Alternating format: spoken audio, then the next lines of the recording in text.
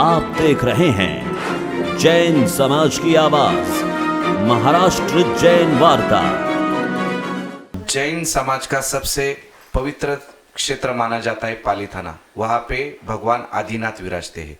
भगवान आदिनाथ ने नवानु यात्रा की, वहाँ पे परंपरा शुरू की। भगवान आदिनाथ ने जब संयम लिया तो नवानु उन्होंने की और उस क्षेत्र को पावन किया। वही नवानु यात्रा करने सुहाना मसाला के विशाल जी चोरडिया, इनके सुपुत्र विश्व चोरडिया ये नवानु यात्रा अपने एज के 20वें साल में वो ये नवानु यात्रा करने जा रहे। हम उनसे जानेंगे उनको ये नवानु यात्रा की प्रेरणा कैसे मिली और ये नवानु यात्रा वो किस प्रकार से करने जा रहे। जय जिनेंद्र, ये जो नवानु यात्रा आप करने जा रहे, ये प्रेरणा है। सबसे पहले तो आपका एज इतना कम है और ये एज में आपको ये प्रेरणा कहाँ से मिली? प्रेरणा से ज्यादा मैं कहना चाहूंगा कि ये एक खुद से अंदर से एक आवाज आई मुझे। तो 5 साल पहले जब मैं 10th स्टैंडर्ड में था, मेरी 10वीं की परीक्षा देकर ही मैं घर आया और देखा कि जब सब मेरे जो मित्र थे मेरे स्कूल में, मेरे क्लास में, वे सब 10th स्टैंडर्ड होने के बाद एक पार्टी मनाते हैं, जो यूजुअली सभी स्कूलों में होता ही होगा कि हम गोवा जाएंगे या हम आज रात यहाँ जाएंगे, कहीं भी सेलिब्रेट करने हम सेलिब्रेट करने जाएंगे।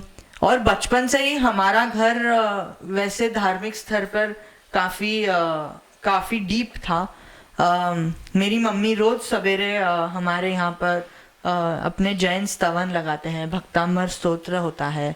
और वैसे फैमिली श्री सिमंदर स्वामी जी, जो भी वर्तमान तीर्थंकर है, महाविद्य क्षेत्र में विराजमान है, और दादा भगवान है, पूज्य श्री दीपक भाई है, हमारे स्पिरिचुअल गुरु पृथ्वी वल्लभ गोस्वामी जी, जिन्हें हम महाराज कहते हैं, उन सभी की करुणा और कृपा हमेशा बचपन से ही मुझ पर तो थी ही। अक्रम ज्ञान पे ज्यादा विस्तार से बात होती थी उनके साथ, और अक्रम ज्ञान से हमें ये भी समझता है कि कैसे हम अपने इस रिलेटिव जिंदगी में कुछ रियल सब्सटेंस ला सके, क्योंकि हमें रियल, हमारा फाइनल डेस्टिनेशन तो रियल है, रिलेटिव नहीं। मतलब आपका व्यवसाय या आपका व्यवहार कैसे करते हो, या आप कैसे इंसान हो, या आप ऐसे कई हमारी अलग चीजें होती है। आपकी शादी कब होगी, आप मतलब एक सांसारिक जीवन होता है जो रिलेटिव होता है, और एक असली जीवन होता है जो रियल होता है, जो हमारे विदिन होता है, जो हमारे अंदर होता है, हमारे सोल का जीवन होता है। तो हमेशा स्पिरिचुअलिटी एज अ कॉन्सेप्ट बचपन से ही थी। जब सवेरे सवेरे स्कूल जाने से पहले जब मैं ये जैन स्तवन सुनता था, तो हर 2 स्तवन के बीच में एक बार तो पालीताना का जिक्र होता ही था। तो और मैं पहली बार पालीताना गया था जब मैं 4 साल का था। उसके बाद कभी संजोग आए नहीं जाने के। तो जब मैं 4 साल का था तब मुझे खास तौर से याद नहीं था कि पालीताना है कैसा, असल में है क्या वहाँ, उसकी महत्व क्या है। तो ये सब जानने की बहुत इच्छा थी, उत्सुकता थी। तो मैंने सोचा कि 10th के बाद जो छुट्टियां होती है, what better way to celebrate your schooling than to go to Palitana. ऐसे सोच के मैं और मेरा एक कजिन हम निकले यहाँ से। तो मैं पेपर देके आया और हम इमीडिएटली निकले। और जब मैं पालीताना गया तो एक अलग अनुभव हुआ मुझे। एक मतलब तब मुझे समझा कि उसे शाश्वत तीर्थ यूं ही नहीं कहा जाता है, असल में वो शाश्वत है। वहाँ की जो एक एनर्जी है, वहाँ का जो एक ऑरा है, जब आदिनाथ भगवान जी के दरबार में हम जाते हैं तो वहाँ की जो एक सभी की ओवरऑल एनर्जी जो है, वो देख के मुझे बहुत ही आनंद हुआ। और मुझे ऐसे लगा कि मैं अपने स्थान पर पहुंच चुका हूँ। आपकी उम्र देखी जाए और आपके विचार देखे जाए तो अमेजिंग है। ये उम्र में ये सोच, धर्म के प्रति इतनी आस्था और ये समझदारी, सब अमेजिंग है। उससे ही पता चलता है आपका परिवार का वातावरण, आपके घर में क्या वातावरण है। अभी आप नवानु यात्रा करने जा रहे, पाली थाना में एक बार ऊपर जाके नीचे आने के लिए 3400 स्टेप्स आपको ऊपर जाना है और नीचे आना है। तो ये 99 टाइम्स कर रहे हैं। तो इसके लिए आप क्या तैयारी कर रहे हैं और कब से तैयारी कर रहे हैं? दादा का बुलावा है तो वो डिसाइड करेंगे कि कब और कैसे यात्रा पूरी संपन्न करनी है। पर 2 जैन को मेरे पिताजी का बर्थडे होता है, तो इच्छा है कि लास्ट यात्रा 2 जैन को की जाए। बट ऐसे कोई टारगेट एज सच नहीं है, सहजता से करने की भावना है। और मेरे हिसाब से 2 तैयारियां होती है नवाणु के लिए। एक होता है मानसिक तैयारी और दूसरी होती है शारीरिक तैयारी। मानसिक तैयारी का तो अप्रूवल ऊपर से ही आ चुका है और अंदर से भी आ चुका है, तो वो तो तैयार है ही हम। और शारीरिक तैयारी के हिसाब से पुणे में यहाँ पर 2-3 टेकड़ियाँ हैं, जैसे एक पर्वती देवस्थान है, या येरवड़ा में एक तारकेश्वर देवस्थान है। वहाँ पर भी ऑफ कोर्स पालीताना जितना बड़ा तो है नहीं, बट वो एक 10 से 15 बार तो अगर हम करते हैं तो 1 से 1.5 पालीताना का अप्रोक्सीमेट लेंथ और हाइट हो जाता है। तो वो मैं हर रोज करने की कोशिश शारीरिक शरीर को तैयार करने के हिसाब से करता हूँ। आजकल की जो युवा पीढ़ी है, हम देखते हैं नाइट लाइफ में बिजी है, और आप स्पिरिचुअल में पाली थाना के ये जो आपकी सोच है, नवाणु करने की सोच है, या आप जिस तरीके से अभी जो बात कर रहे हैं, जो मैच्योरिटी लेवल रहता है वो इतना हाई है, उससे पता चलता है कि किस प्रकार की परवरिश आपको मिली है।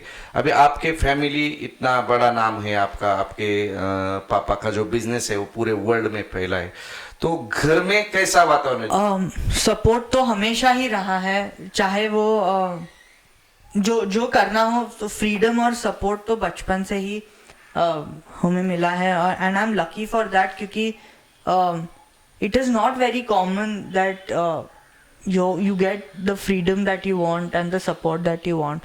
So I am thankful to God, to the supreme being, कि मुझे ऐसे परिवार का हिस्सा मैं बना हूँ। मुझे ऐसे माता पिता मिले हैं जो हमेशा मुझे सहायता देते हैं, मुझे सपोर्ट करते हैं, मुझे मार्गदर्शन करते हैं। मेरा पूरे परिवार के आशीर्वाद है साथ में, और सभी का सपोर्ट भी है। मम्मी पापा ने भी मुझे बहुत सपोर्ट किया है, जैसे मैंने पहले भी कहा। मेरे दादी जी ने पूरा मेरा किचन का वहाँ का सेटअप किया है। मेरे चाचा चाची का भी हमेशा सपोर्ट रहा है। मेरे मामा मामी हैं, फिर नाना नानी, दादा दादी, और मेरे बड़े दादा हैं, उनका तो हमेशा स्पेशल आशीर्वाद रहता ही है। मेरा छोटा भाई शिव, उसका बहुत स्पेशल सपोर्ट रहता है हमेशा हर एक चीज़ में। कुछ भी हो जाए तो शिव का सपोर्ट हमेशा रहता है, तो ये बहुत स्पेशल है मेरे लिए, क्योंकि घर के बड़ों का आशीर्वाद होना अपने आप में ही एक आशीर्वाद है। जैसे कि अभी आप नवाणु कर रहे हैं, इससे पहले आपने हमारे बहुत तीर्थ क्षेत्र है, जैसे गिरनार है, सम्यक शिखर जी है, पालीताना है, आपने कौन से तीर्थों की यहाँ से पहले यात्रा की है और कितनी बार की है? तो इसकी भी एक इंटरेस्टिंग स्टोरी है, मैं 2 मिनट लूँगा। कि हमारी छुट्टियों में हमारी बड़ी नानी, जो मेरे मम्मी की नानी है, वो औरंगाबाद से पुणे आते थे हमारे नानी के घर रहने। अच्छा। और बचपन में कई घरों में ऐसे होता है कि हम छुट्टियों में मामा के घर जाते हैं। तो जब हमारे बड़ी नानी आती थी, वो हमेशा हमें अलग अलग तीर्थ स्थानों की स्टोरीज कहती थी, और जैन धर्म के बारे में बहुत स्टोरीज हमें कहते थे। तो तब से ही कुछ इम्प्रिंट्स हो चुके थे अंदर से ही, और मन ही मन में विजुअलाइज करता था कि कैसे होंगे ये तीर्थ स्थान। सवेरे सवेरे सब उठते हैं, जल्दी यात्रा करने निकलते हैं, तो मतलब एक अलग अनुभव होता है जो मैं शब्दों में शायद बयान नहीं कर सकूं, बट वो मुझे होता था। तो मेरे इमेजिनेशन को असलियत में लाने के लिए या कल्पना को वास्तविकता में लाने के लिए मैंने सोचा कि एक बार सभी तीर्थ चले जाए। तो अभी अकेले तो जा नहीं सकते थे क्योंकि तब मैं छोटा था, अब तो जा सकते हैं बट तो और पापा बिजी रहते थे काम के सिलसिले में, मम्मी के भी घर पे कुछ कमिटमेंट्स होते थे, तो मैं और मेरी नानी जाते थे। तो मेरी नानी कभी भी मुझे नहीं नहीं बोलती थी। अगर हमें एक तीर्थ यात्रा पे जाना है तो she is always ready, she is always supportive. तो हम दोनों जाते थे। तो एक बार हमने पालीताना, समेत शिखर जी और गिरनार जी 8 दिन के अंदर तीनों कर दिए थे, एक बार चढ़ के उतर के। और फिर उसके बाद समझा कि चंपापुरी है, पावापुरी है, जहाँ हाँ महावीर स्वामी जी का पावापुरी में निर्वाण हुआ है, सभी कल्याणक हुए वहाँ पर। तो ऐसे विचार आया कि अपने जो 24 तीर्थंकर हैं उन सभी के निर्वाण स्थान पे एक बार जाना चाहिए। तो अभी 23 तीर्थंकर के हो चुके हैं। आदिनाथ भगवान का कैलाश मानसरोवर में है, तो वहाँ पॉसिबली अभी ह्यूमंस हम इस शरीर में तो जा नहीं पाएंगे बट स्पिरिट में हमेशा वहां जाने की भावना रखते हैं। हम सब 21 सेंचुरी में जी रहे, आपके भी कुछ दोस्त लोग होंगे जो कोई, मुझे तो नहीं लगता कि ज्यादा वो स्पिरिचुअल में ज्यादा रहेंगे, वो पार्टीज करते रहे। जब आपके दोस्तों के साथ डिस्कशन होता है ये चीजों पे कि मैं नवानु कर रहा हूँ या मैं मेरे नानी के साथ ये तीर्थ यात्रा करके आया, तो क्या उनके रिएक्शन रहते हैं? मेरी सोच है कि सब रिलीजियस नहीं होते बट सब स्पिरिचुअल जरूर होते हैं। क्योंकि सबके अंदर एक सोल होता है और सबका एक फाइनल डेस्टिनेशन होता है। तो भले ही रास्ते अलग हो, तो रिलीजन यानी रास्ता है बट स्पिरिचुअलिटी यानी डेस्टिनेशन है। तो स्पिरिचुअलिटी हमारा अंतिम गोल है। तो और मैं पुणे में पला बड़ा हूँ। मेरे स्कूल में सिर्फ जैन दोस्त नहीं बट कई अलग अलग धर्मों के दोस्त हैं। मैं IB स्कूल में था तो कई अलग अलग देशों के भी दोस्त हैं। I have international friends. तो ऐसे कई अलग अलग लोगों की संस्कृति जानने में मुझे हमेशा उत्सुकता होती थी। और ऐसे कुछ गिने चुने मेरे भी दोस्त हैं जिन्हें भी जैन धर्म के बारे में इंटरेस्ट था। हाँ, बहुत, मतलब उन्हें इंटरेस्ट था। तो मेरा एक सिख दोस्त है और मेरा एक मराठी दोस्त है जिन्हें मैं मेरे साथ ले गया था एक बार यात्रा करने। तो उन्हें भी बहुत अच्छा लगा वहां पर। और वैसे ही मैं भी उनके साथ गया था। तो मैं मेरे सिख दोस्त के साथ अमृतसर गया था। वहाँ गोल्डन टेम्पल, मतलब हरमंदिर साहिब में मैंने काफ़ी देर वहाँ गुजारा, समझने की कोशिश की कि कैसे ये भी रास्ता उसी डेस्टिनेशन तक जाता है।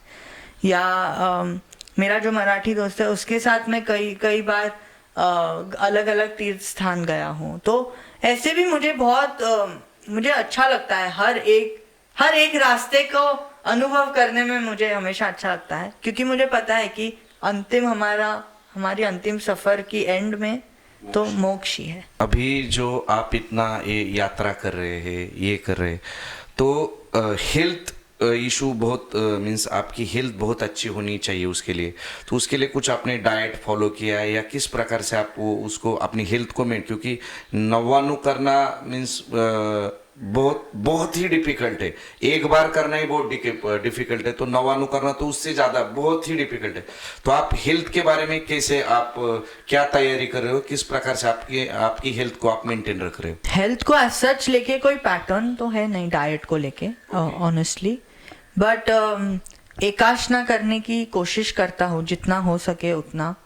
पिछले 15-20 दिनों से कोशिश करता हूँ, बट कई बार सोशली बाहर जाना पड़ता है या इनकार नहीं कर सकते, तो उस हिसाब से विन विन सिचुएशन करके जितना हो सकता है उतना मैं पालन करता हूँ। आपकी यात्रा आप कौन से डेट से शुरू कर रहे हो, किस प्रकार से आपकी दिनचर्या रहेगी? दिन में आप कितने बार नीचे ऊपर करोगे या चैत्य वंदन कैसे, ये पूरा प्रोसेस दिन का आपका क्या रहेगा? शेड्यूल या दिनचर्या के बारे में जो आपने पूछा, मैं अक्रम के भाव में रह के क्रम का अनुभव लेने की कोशिश करने वाला हूँ। ऑफ कोर्स मैं जो रीति रिवाज होते हैं नवाणु के वो तो फॉलो करूँगा, बट जितना अक्रम वे में पॉसिबल है, मतलब जो इतने क्रिटिकल इश्यूज नहीं होते हैं नवाणु में, जैसे आपको 5 बार चैतवंदन करना होता है। ऐसे कई अलग अलग लोग अलग अलग तरीके से नवाणु करते हैं। या आपको एकासना करना होता है, या आपको तेला करके शुरुआत करनी होती है। ऐसे कई अलग अलग लोगों की अलग अलग भावनाएं होती है। बट मैं जैसे सहजता से होता है वैसे मेरी इच्छा है करने की शुरू। प्लान है कि 8 नवंबर से शुरू करेंगे यात्रा। कार्तिक पूनम को यूजुअली शुरू करते हैं नवाणु की यात्रा, बट कुछ लोग 108 बार भी करते हैं। तो मैं पहले के 9 यात्रा पहले ही शुरू करने की भावना है, जो 9 टुक होते हैं, या हाँ, या वो रोहीशाला से एक यात्रा शुरू करते हैं, या घेटी पांग से एक होती है। तो ये सब जो अलग अलग एक्स्ट्रा यात्राएं होती है वो मैं सोच रहा हूँ कि 8 तारीख से शुरू की जाए, और कार्तिक पूनम के दिन जो है 19 नवंबर, तब से नवाणु की यात्रा का प्रारंभ करने की इच्छा। बहुत ही बढ़िया। आपकी ये भाव यात्रा जो है वो सुखद हो, शांतिपूर्ण हो। आपको भगवान आदिनाथ इतना ब्लेसिंग करे कि बहुत सहजता से आपकी ये यात्रा पूरी हो। और यंग जनरेशन के लिए ये इतना बड़ा मैसेज है जैन समाज की, जो आज लोग धर्म से जुदा हो रहे, दूर जा रहे हैं, उनके लिए इतना बड़ा मैसेज है। आज सुहाना मसाला जो ब्रांड है वो पूरे विश्व में फैला, और उनके घर से उनका 20 साल का लड़का अगर नवाणु कर सकता है, तो हमारे जो यंग जनरेशन है जो धर्म से बाहर जा रहे, उनको इसका आदर्श लेना चाहिए। महाराष्ट्र जैन वार्ता के लिए Abhijit Dungarwal, Pune. Thank you for watching this video. Please like, share and subscribe to our YouTube channel. And don't forget to press the bell icon. Thank you.